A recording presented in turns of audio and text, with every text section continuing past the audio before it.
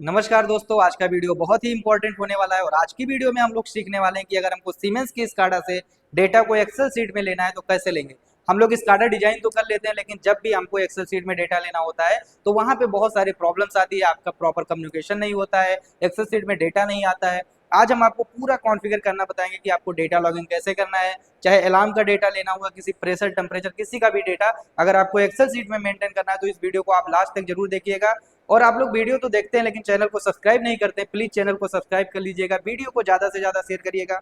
अगर आपने अभी तक ज्ञान ऑटोमेशन ऐप को डाउनलोड नहीं किया तो हमारे ज्ञान ऑटोमेशन ऐप को भी डाउनलोड कर लीजिएगा। और उसके बाद में अब चलिए हम शुरू करते हैं आगे के स्टेप्स और आपको बताएंगे कि सीमेंस स्काडा से हम एक्सेल शीट में डेटा कैसे लेना है। तो दोस्तों, अगर आपको स्काडा से एक्सेल शीट में डेटा लेना है तो सबसे पहले आपको पीएलसी के अंदर प्रोग्राम लिखना पड़ेगा। जैसे कि मान लेता हूं कि आपको प्रेशर का डेटा लेना है, टेम्परेचर का डेटा लेना है, जिसका भी डेटा लेना है आप उसका प्रोग्राम पीएलसी में लिखेंगे। तो अभी जैसे मैं मान लीजिए एनालॉग में प्रेशर और टेम्परेचर का डेटा लूंगा, तो यहाँ से पहले हम टैग बना लेते हैं। ऐड न्यू ब्लॉक में जाएंगे, एक डेटा ब्लॉक क्रिएट करता हूँ किसके लिए, टैग बनाने के लिए।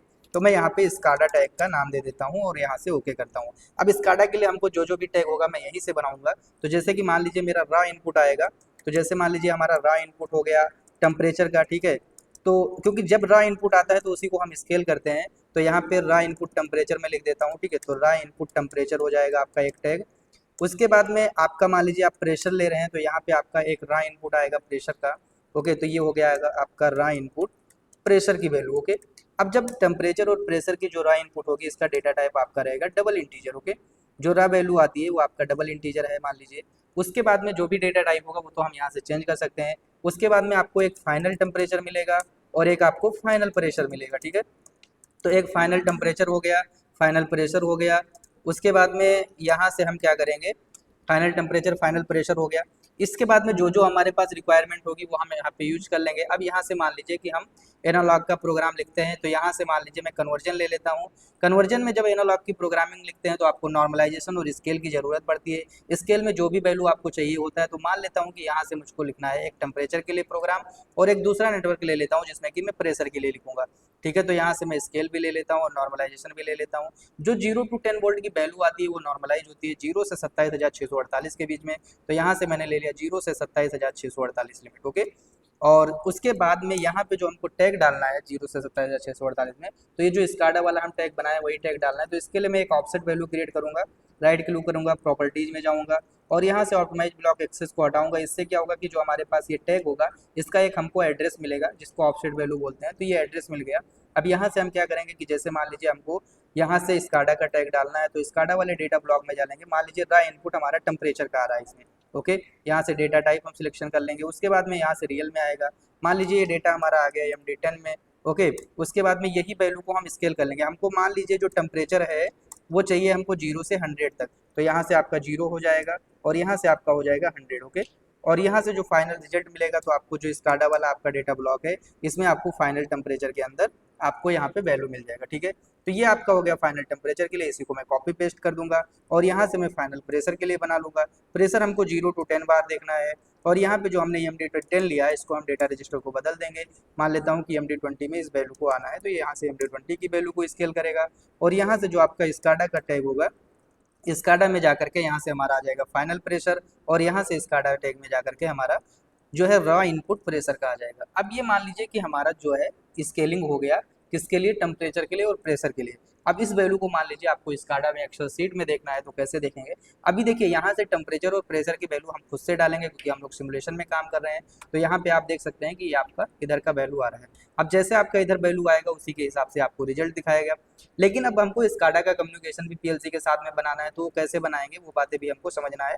तो यहाँ से हम ऑफलाइन जाते हैं क्योंकि ऑफलाइन मोड में ही कम्युनिकेशन बनता है। उसके बाद यहाँ से डिवाइस कॉन्फ़िगरेशन में जाते हैं। जब डिवाइस कॉन्फ़िगरेशन में जाएंगे तो यहाँ से आप देख सकते हैं ये पीएलसी है और उसके बाद हमारा जो दूसरा स्काडा ऐड है यहाँ पे है। इसमें आपको पीएलसी और इसको दोनों को आपस में चेक करने के लिए डिवाइस एंड नेटवर्क में जाना पड़ेगा। इसमें जब आप जाएंगे तो आप यहाँ से पीएलसी और स्काडा को आपस में कनेक्ट कर देंगे। स्काडा को कम्युनिकेशन करने के लिए यहाँ से हमको कम्युनिकेशन बोर्ड भी ऐड करना पड़ता है। इतना कनेक्ट करने के बाद फिर आएंगे आप अपने स्काडा में। तो यहाँ से मैंने CCRT एडवांस स्काडा यूज किया है। यहाँ पे आकर के हम क्या करेंगे, एक स्क्रीन ऐड करेंगे। तो यहाँ से मान लीजिए मैं ऐड न्यू स्क्रीन पे जाता हूँ। ऐड न्यू स्क्रीन पे जाने के बाद में हम यहाँ से एक स्क्रीन ऐड कर लेंगे। तो इस स्क्रीन को मैं यहाँ से ऐड कर लेता हूँ। जैसे आप ऐड न्यू स्क्रीन पे क्लिक करेंगे वैसे ही आपका एक स्क्रीन ऐड होकर के आ जाएगा। अब जो टेम्परेचर की वैल्यू और प्रेशर की वैल्यू है उस वैल्यू को ना हम लोग यहाँ से खुद से डालेंगे। तो खुद से वैल्यू को डालने के लिए ना मैं स्लाइडर ले लेता हूँ, जैसे एक टेम्परेचर के लिए ले लेता हूँ स्लाइडर और एक प्रेशर के लिए ले लेता हूँ। 2 स्लाइडर में ले लेता हूँ खुद से वैल्यू डालने के लिए, क्योंकि जब हम लोग फील्ड में काम करते हैं तो वहाँ पे हमारे पास एनालॉग सेंसर होता है। बट अभी मान लीजिए कि यहाँ पे हमारे पास एनालॉग सेंसर नहीं है, तो हम खुद से वैल्यू डालेंगे। इन दोनों के अंदर टैग डालना है, तो इस पर क्लिक करके प्रॉपर्टीज में जाएंगे। अच्छा, जो रॉ वैल्यू होती है उसकी लिमिट 0 से 27,648 होती है, तो इसके लिमिट में जाकर के हम लोग यहाँ पे क्या करेंगे, 0 से 27,648 डाल देंगे। ठीक है, तो यहाँ से आपको अपीयरेंस वगैरह दिख रहा है और इसमें प्रॉपर्टी पेज में जाएंगे। तो यहाँ से हम जाएंगे जर्नल्स में, और जर्नल्स में जाने के बाद में 0 से 27,648 हमारा रा वैल्यू होता है। तो इसीलिए मैंने रा वैल्यू 0 से 27,648 इसमें भी और 0 से 27,648 इसमें भी। ओके, इसके बाद हम इस पर क्लिक करेंगे, एनिमेशंस में जाएंगे और यहाँ से हम टैग कनेक्शंस में जाकर के इसके अंदर टैग डाल देंगे। तो यहाँ से प्रोसेस वैल्यू में टैग आपको डालना होता है, इस पर क्लिक करेंगे। इस पर क्लिक करने के बाद में आपको क्या करना है, स्काडा में आना है। आपको जो स्काडा का टैग हमने बनाया था, तो यहाँ से जब प्रोग्राम ब्लॉक में आओगे तो इस प्रोग्राम ब्लॉक में स्काडा डेटा ब्लॉक है। यहाँ से मैंने क्या किया, raw input of temperature, temperature का रॉ इनपुट का टैग यहाँ पे डाल दिया।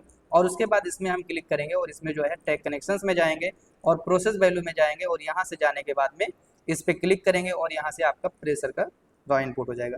तो ये हो गया रॉ इनपुट। जो हमारा एक्चुअल जैसे फाइनल टेम्परेचर और फाइनल प्रेशर देखना है, तो उसके लिए मैं यहाँ पे 2 डिस्प्ले ले लेता हूँ, एक फाइनल टेम्परेचर देखने के लिए, एक फाइनल प्रेशर देखने के लिए। अच्छा, यहाँ से हम टेक्स्ट भी लिख देते हैं जिससे कि हमको पता रहे कौन सी चीज़ किसके लिए लिया गया है। तो यहाँ से हो गया ये फाइनल टेम्परेचर और उसके बाद में यहाँ से हो गया ये फाइनल प्रेशर। ओके, मान लीजिए यहाँ से आपका हो गया ये फाइनल प्रेशर, तो इसको हम यहाँ से लिख देते हैं फाइनल प्रेशर। उसके बाद में यहाँ से आपका रॉ टेम्परेचर और रॉ प्रेशर। ठीक है, तो यहाँ पे भी हमें टेक्स्ट लिख देता हूँ। ये आपका आरटीडी का वैल्यू हो गया, जो मेन आरटीडी से हमारी वैल्यू आएगी वो हो गया। तो यहाँ मैं आरटीडी लिख देता हूँ। ये आरटीडी हमारा फील्ड में लगा होगा, बट अभी हम इसको सिमुलेशन में कर रहे हैं, तो यहाँ पे फील्ड की जगह पे मैं खुद से वैल्यू डालूंगा। ठीक है, और ये हो गया आपका प्रेशर के लिए।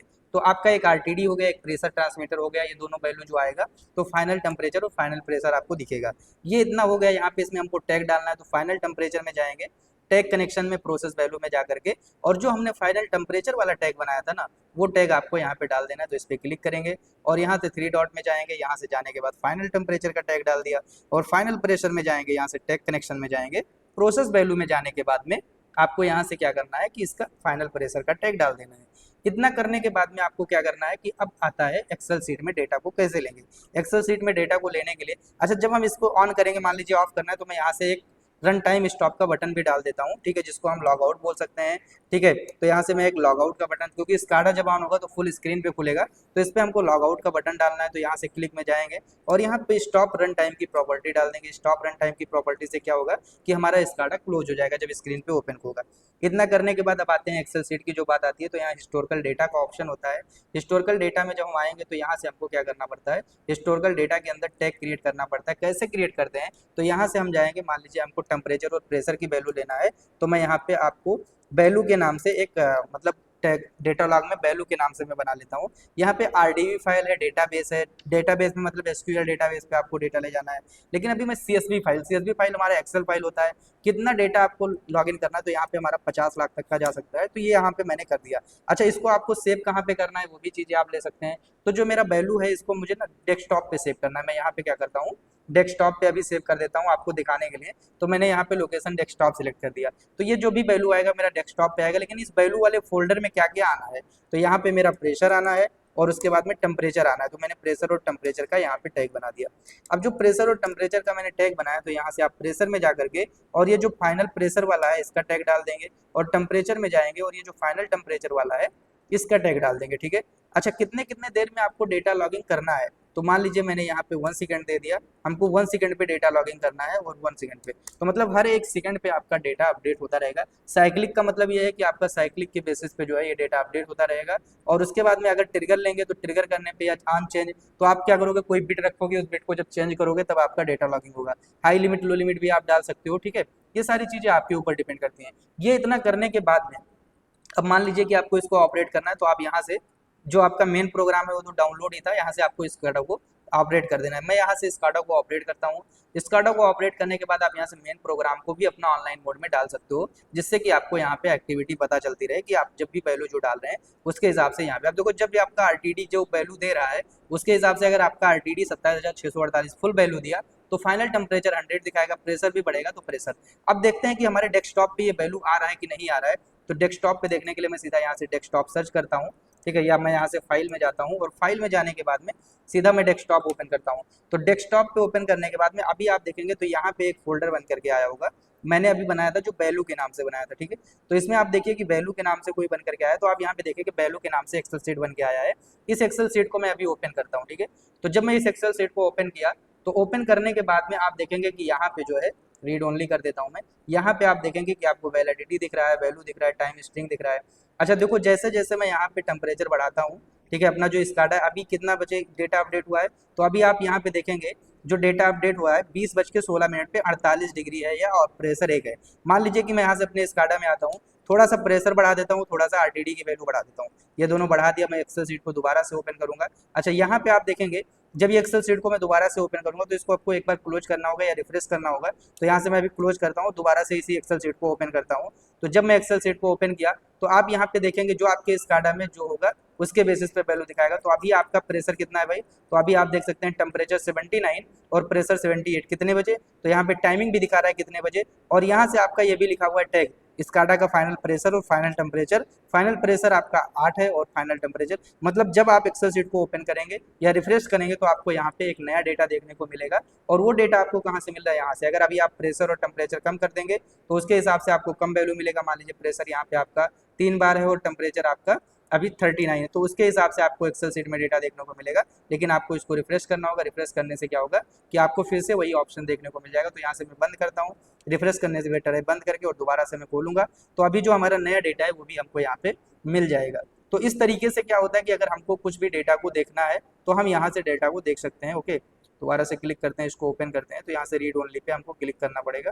ओके, तो आप यहाँ पे देख पाएंगे तो इसमें जो अभी का डेटा है आप देखेंगे 39 है टेम्परेचर और 3 डिग्री, ओ सॉरी 3 बार प्रेशर है। ओके, तो इस तरीके से अगर आपको स्काडा के थ्रू एक्सेल शीट में डेटा लेना है, अभी मैंने सिर्फ टेम्परेचर और प्रेशर का दिखाया है, लेकिन आप जो है ना इसमें डेटा को ले सकते हैं टेम्परेचर का, प्रेशर का, किसी टैग का, या आपको जो भी अलार्म आता है वो अलार्म भी मेंटेन होता रहना चाहिए, सारा कुछ कर सकते हैं। तो अगर आप भी फुल डिटेल में स्काडा सीखना चाहते हैं, हमारे दिए गए कॉन्टैक्ट नंबर पे कॉन्टैक्ट कर सकते हैं। हमारा सीमेंस स्काडा का बैच स्टार्ट होने जा रहा है, तो अगर आप भी ज्वाइन करना चाहते हैं ज्वाइन कर सकते हैं। और पेमेंट अगर आप वन टाइम में नहीं कर सकते हैं तो ईएमआई में भी पेमेंट कर सकते हैं। पूरा स्काडा आपको एडवांस लेवल तक सिखाएगा, जिसमें आपको एसक्यूएल डेटाबेस पे भी डेटा लेना सिखाया जाएगा, एक्सेल में भी डेटा लेना सिखाया जाएगा, और जो जो नई नई एडवांस तरीके हैं, एक स्काडा से 2 पीएलसी को कैसे ऑपरेट करते हैं, 3 पीएलसी को कैसे ऑपरेट करते हैं, सारी बातें बताई जाएंगी। तो अगर आपको ये वीडियो अच्छा लगा है और लगता है इस वीडियो से आपको कुछ सीखने को मिला है तो प्लीज चैनल को सब्सक्राइब करके जाना, ज्ञान ऑटोमेशन ऐप को डाउनलोड जरूर कर लेना, वीडियो को शेयर जरूर करना। मिलते हैं आपको नेक्स्ट वीडियो में, आज के लिए इतना ही।